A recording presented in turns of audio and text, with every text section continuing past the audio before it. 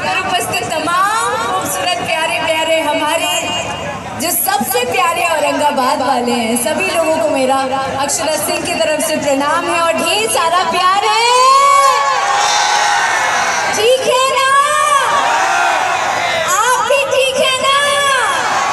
क्या बात है, आज बड़े खास मौके पर यहाँ आने का आप सभी लोगों के बीच मौका मिला और मैं ढेरों शुभकामनाएं देना चाहती हूँ राजन जी को और ममता जी को, बिकॉज हम ठीक हैं। देखो अभी के ज़माने में ये पूछना बहुत अनिवार्य है कि तुम ठीक हो। बहुत बहुत शुक्रिया कि आप हमसे पूछ रहे हैं कि हम ठीक हैं। आपके आशीर्वाद से एकदम गड़गड़ाए हुए हैं भाई। Thank you so much. और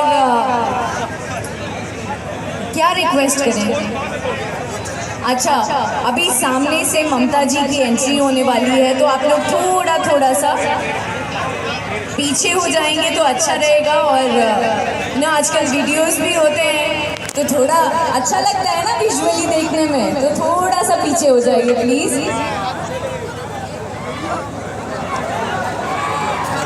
बिल्कुल, मुझे थोड़ी सी पीछे चले जाए।